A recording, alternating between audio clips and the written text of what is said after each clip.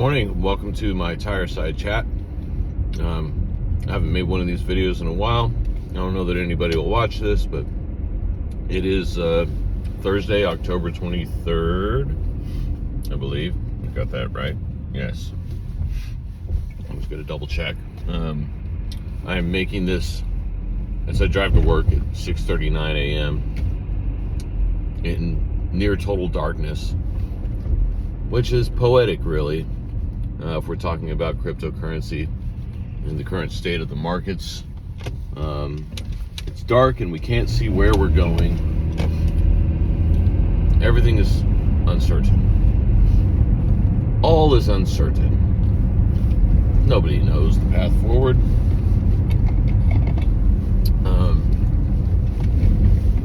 Yeah, we're at a spot right now where many of us are extremely discouraged. I'm a little discouraged myself. I've been discouraged for many, many months. I could think of a date, maybe when this started. What was it? January 20th, 2025. What happened on that day? Trump got inaugurated, and that's about when he launched his Trump coin. The market started tanking, and we thought, it's just temporary. I'm going to keep holding. Everything's going to the moon. Nothing can stop this bull market. Well, that certainly wasn't the case. And then came the end of spring. Sell in May and walk away. A bunch of people thought, that won't happen this cycle. This is different because of ETFs and blah, blah, blah. It wasn't really different. Looking back, shoulda, woulda, coulda, sold in May and walked away.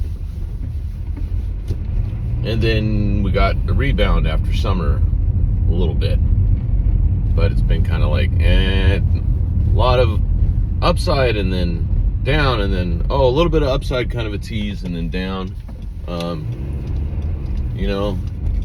And for all the YouTube influencers out there saying that altcoin season is still coming, or the bull market is still on, and we're in October still.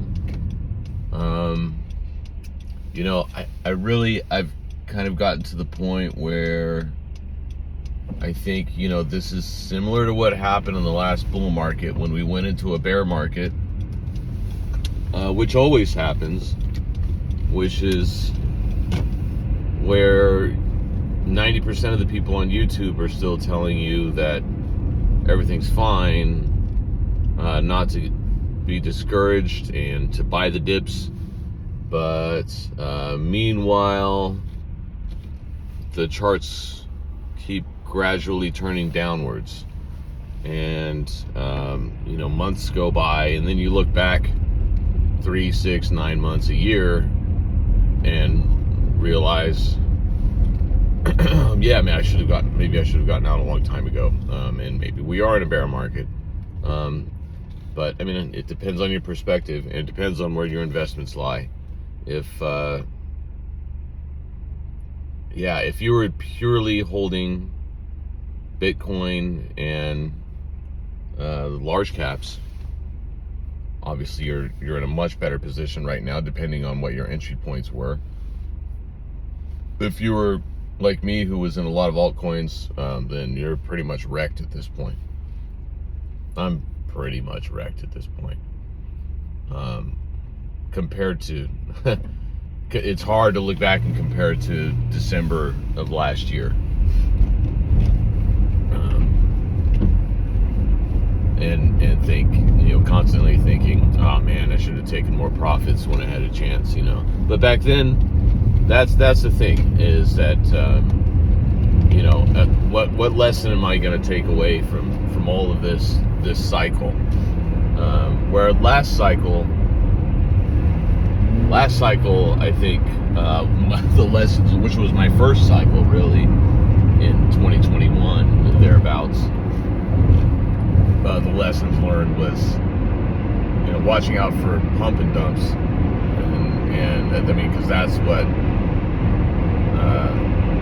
what I wound up getting stuck in at that time, the group of influencers that I was around, and then learning to sniff those out and seeing that that's what it was, and round tripping your bags in a pump and dump. And so I've gotten to be, I'd like to think, a lot wiser about being able to tell who is full of it and who's not, when it comes to influencers and different groups, and just the way people are talking or shilling coins or whatever.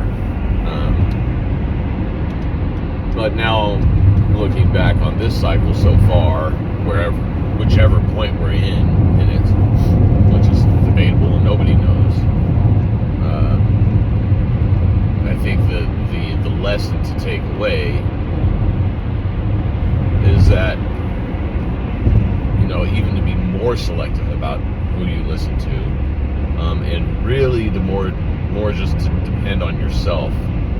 I think it'd almost be better not watching YouTube at all going forward. Use your own tools, do your own research strictly, because a lot of the stuff that you see on YouTube is hopium. It's hope-based. They're there to provide emotional support, when emotions should be completely left out of this whole process. And whether people admit it or not, that's what they're looking for when they're looking for YouTube influencers in a crypto group, a Discord group, Telegram group, or whatever. And admittedly, that's, I think that's underneath it all what I'd been at least partially looking for, outside of just analysis. So, where are we now? Everyone was given the expectation based on all crypto history over the past X number of years, that October is the month where Bitcoin on average sees a 22% gain, and altcoins might follow a little bit behind that. They typically drag. Summer is over, people are getting back into the market, but this is a very different year. If there's nothing else that we can take away from this year, the macro effects, the global macro effects of having Trump in office. I mean, for that was the other biggest mistake. I think me being in Discord channels and following the YouTube influencers who have followed, which 99% of them were all super hyped about Trump winning the election and coming into office and being so pro-crypto that, the hype from November 4th or whatever election day was, the 5th. Remember the 5th of November. I think it was the 5th, actually. So I remember saying that, it's Guy Fawkes Day. All the hype just from him coming into office really pumped the markets. And then when he hit, the reality was sad. And then when we had Liberation Day on April 2nd, and in the introduction of all the tariffs, which I don't think, he said that he was going to implement tariffs. I don't think anybody realized it was going to be to the level that it has been. Everything else he's done to really screw the economy, and disrupt global trade, and bring about so much uncertainty and the potential for a ton of inflation, and the effects that that's had on the Federal Reserve, which, say what you will about the Fed and Jerome Powell, and I'll probably probably agree with you, but I mean, the takeaway from that is just that the Fed has been put into a tough position where because they've delayed lowering interest rates, and they finally are now. But they base everything that they do off of the data that they get on the economy, and you can also argue that the data that they get is skewed or flawed, which I'm not really going to debate with you on what they're basing it off of, but for what they have, it is what it is, and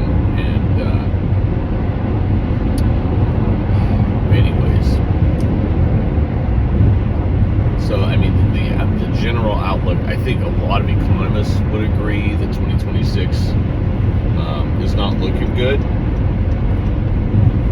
The prospects for inflation really taking off, the chances seem pretty high that that's going to happen. I mean, especially now with the Fed, seemingly, realizing that unemployment is a much bigger problem and going to be a much bigger problem than we thought it was. The fact that the Trump administration is laying off thousands, tens of thousands, or however many thousands of federal workers certainly isn't helping. That's putting more people out on the street. The tariffs are a real problem. Companies are already, I've seen where I bought stuff online, and companies are starting to explicitly list tariffs as an additional charge that they're passing on to customers. So don't tell me that's not all going to have an effect on inflation. Things are just going to get more expensive. And between all of that, the Fed they're being forced, it seems like, to lower interest rates, which is what Trump wanted. But he wants them even more so. I think instead of cutting, 25 basis points at a time, he wants to just cut straight down to like 2% interest or 0% interest again, probably. And then turning the money printers back on, which Jerome Powell is already talking about he's hinting at ending quantitative tightening, which they've already been drawing that down anyways, and it's been headed in that direction. So that's not really surprising. And then it's just a matter of time before they start quantitative easing again, and start injecting money back into the economy. I think he said last week in a speech that he gave about the fact that that they had taken something like 2.2 trillion out of the economy, and that was pretty satisfactory for now. After COVID, when they pumped something like 5 trillion into the economy, but with everything that's coming, and the way we're just reinflating this balloon that is the U.S. economy, I think this coming time, in order for them to keep things from totally exploding, it's probably going to be more than 5 trillion that they're going to have to pump back in. So we're going to. That being said, there is a glimmer of hope for the crypto markets and for the stock markets and everything else, even gold and silver, because there's going to be more inflation, but there's also going to be a lot of easy money in the economy, and whenever that happens, historically, that is what coincides with a bull market in crypto, historically. And a lot of YouTube influencers will point to these things and say with a lot of confidence, oh, that means that this X, Y, and Z is going to happen just like this. But as we've seen already this year, this is not, I don't think this has been a typical cycle. There's a lot of new factors that we haven't had before. So who knows? I think there's a lot of hope in the fact that just the Federal Reserve turning the money printers back on is going to inject money into the economy, and that's going to mean a lot for crypto. It may not be November, December. It may not be until spring of 26. At which point you would think really sell in May and walk away if you can get out. Like April, and regardless,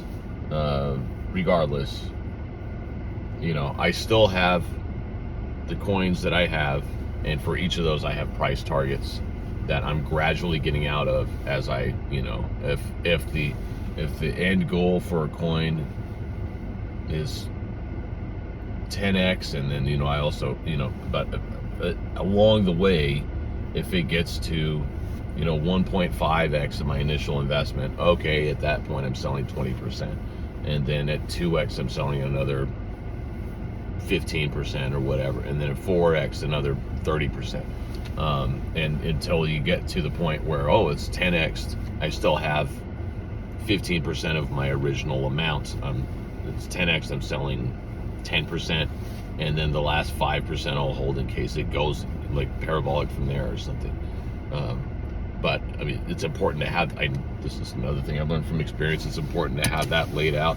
I actually used I had this originally I would do all of this in a spreadsheet, and I still have spreadsheets that I maintain that I like to have to refer to. But then I also use the CoinStats app that tracks all of my wallets and my holdings on exchanges.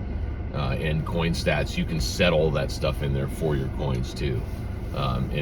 All your sell targets, and it'll calculate all that for you. Like, here's what to expect if you hit all of your sell targets, blah blah blah. And it's very nice to look at, and it sends you alerts and everything. And you there's a lot you can do with it.